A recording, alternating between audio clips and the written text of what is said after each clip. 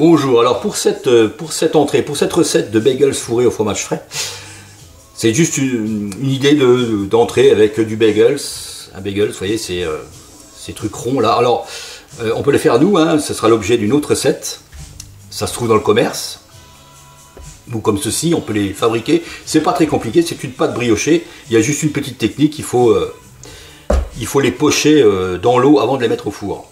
Mais voilà, on fera une autre recette. Pour l'instant, on va faire juste cette entrée avec du fromage frais. Pour ça, il va nous falloir donc un fromage frais. Ici, c'est de la chèvre frais, un samouraï, un peu de persil. J'ai de l'huile ici, du sel, du poivre. Ici, j'ai un peu de capre qu'on va hacher, mettre dedans.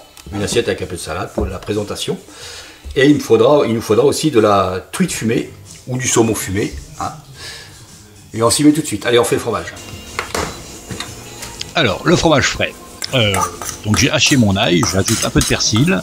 En fait, on ajoute les herbes que l'on veut. On fait un mélange de fromage persillé, avec de la ciboulette, les herbes que vous voulez, à votre convenance. Là, je mets donc une moitié de Saint-Moret, ça représente environ 50 grammes à peine.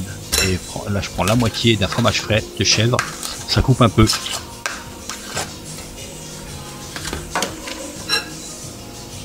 Là, on peut être à 20 grammes de chèvre et puis 50 grammes, peut-être pas tout à fait 50 grammes. En fait, vous mettez la quantité que vous voulez pour le nombre de bagels que vous voulez faire.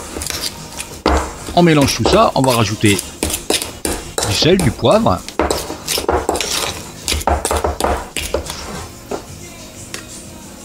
Et on goûte, hein, parce qu'il faut que ce soit quand même correctement assaisonné, sinon c'est falasse, quoi. Là, je vais rajouter un petit peu d'huile pour arriver à avoir une consistance ni trop liquide, ni trop épaisse pour pouvoir la pocher sur nos bagels. La crème, c'est... on peut ajouter aussi de la crème si on veut ou pas. Moi, j'en mettrai pas. On pourrait aussi faire dans une machine, hein, dans un mixeur. Mais bon. La quantité est faible, donc... Là, je prends mes capres, je hache des capres, je vais rajouter des capres. Je les hache finement et hop, on ajoute à la préparation. Et on arrive à avoir un appareil à fromage pas mal du tout. L'avantage, c'est qu'on peut faire ça d'avance aussi, hein.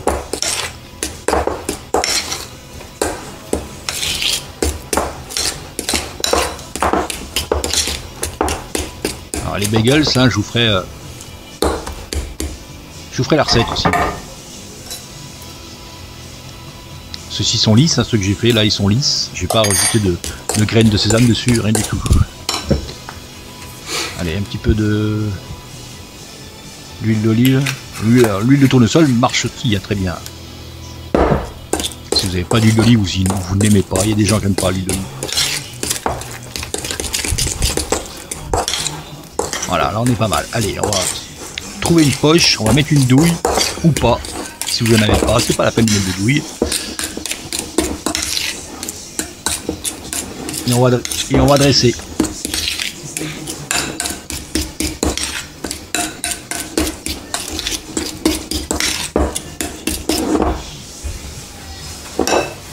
Allez.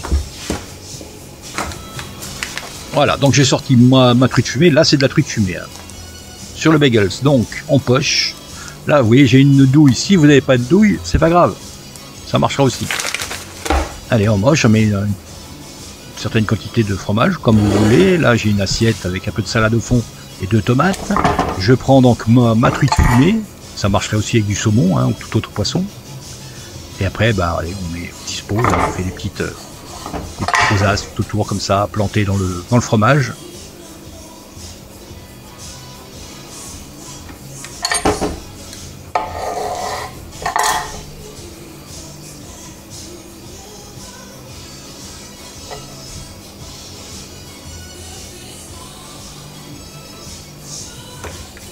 Allez, on continue. On fait tout le tour correctement et voilà, bagels au fromage frais et truite fumée.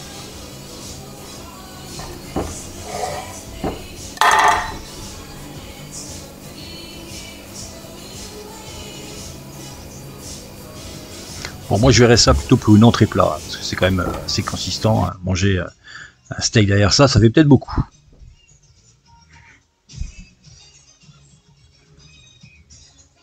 Allez, on assaisonne, on met le chapeau, on assaisonne la salade qui est autour, et puis on déguste, hein, on va faire une petite déco, et puis je vous fais des photos comme d'hab. Et puis à vous, hein.